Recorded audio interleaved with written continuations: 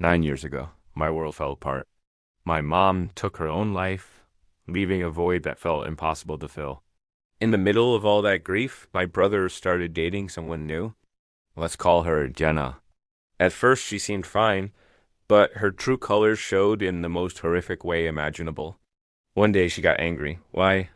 Because our family dog, our sweet old dog, wasn't moving fast enough for her. That was her reason.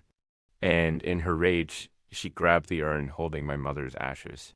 I can still see it. She took my mom's ashes and dumped a huge portion of them straight down the toilet. Flushed them. Just like that. I was in shock. I couldn't process it. My dad was devastated. We confronted my brother, expecting him to be just as horrified, to stand with us, to end things with this woman who had desecrated our mother's memory. But he didn't. He chose her. He defended her actions. He told us we were overreacting. He packed his bags and he moved overseas with her, effectively cutting us, his own father and sibling, out of his life. For years there was just silence, a painful, deafening silence where a brother used to be. Then, out of the blue, he reappeared. Not with an apology, not with any acknowledgement of the monstrous thing his girlfriend had done. No, he popped up because he was getting married to her and wanted us to fly out for the wedding. He wanted us to celebrate his union with the woman who flushed our mother down the toilet. We were floored. My dad and I told him absolutely not. How could he even ask? The audacity was staggering. He didn't understand, or maybe he refused to. He just couldn't see why we wouldn't want to be there. A few more years passed. He contacted us again. This time, it was because his wife was having health issues. He wanted sympathy. He wanted support from the family he abandoned. We were polite but distant. What could we say? Then came the truly tragic news. They were expecting a child, but they lost the baby. It was a heartbreaking situation, and despite everything, my heart ached for their loss. He reached out, drowning in his own grief, and again he wanted our comfort. He cried to me about how painful it was to lose a child. And in that moment, all I could think was, you have no idea what it's like to lose a loved one in a traumatic way. You have no idea what you did to us. But I didn't say it. I just listened. Never once, through all of this, did he apologize for the ash incident. It was like it never happened in his mind. For my dad, that act was the final unforgivable straw. The disrespect was a wound that never healed. My brother had not only abandoned his family, but he had allied himself with the person who committed an act of pure malice against our mother. My dad's health started to decline over the years. He was heartbroken and he was tired.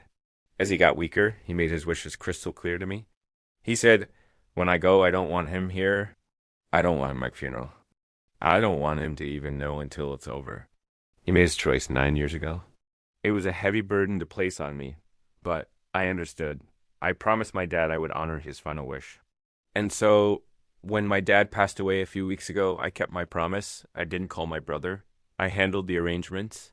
I grieved with the family who had stood by us. We held a small, private service, just as my dad wanted. It was peaceful. It was respectful. It was everything my dad deserved. I thought that was the end of it. I was wrong. Somehow, a cousin I barely speak to found out and told my brother. And then my phone exploded. It wasn't just my brother. It was aunts, uncles, cousins, all coming out of the woodwork to attack me. How could you be so cruel? He had a right to know.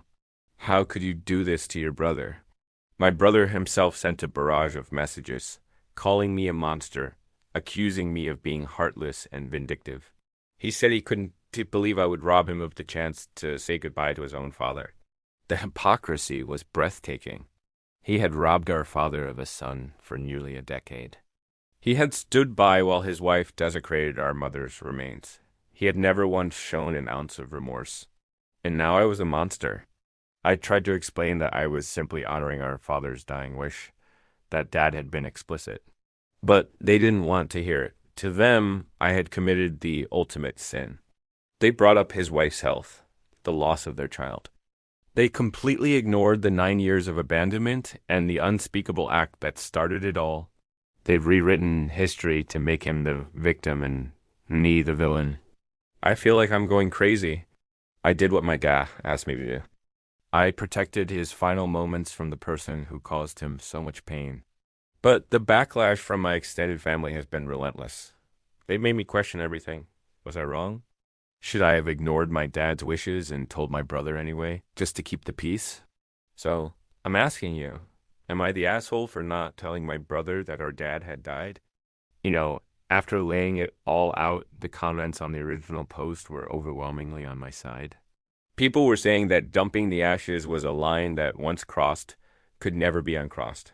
It wasn't just an argument or a mistake. It was a fundamental act of desecration and disrespect that showed a complete lack of humanity. They said the brother made his bed 9 years ago when he chose to defend that action and abandon his family. Honoring a parent's dying wish, especially one that was so clearly and reasonably articulated, isn't cruel. It's the ultimate act of love and loyalty. The extended family wasn't there for the initial trauma, so they don't get a say in the aftermath. It's a classic case of actions having consequences, and my brother is finally facing the consequences of his. What do you guys think? Let me know down in the comments. Thank you for listening, and if you have a story you'd like to share, you know where to find me. See you in the next one.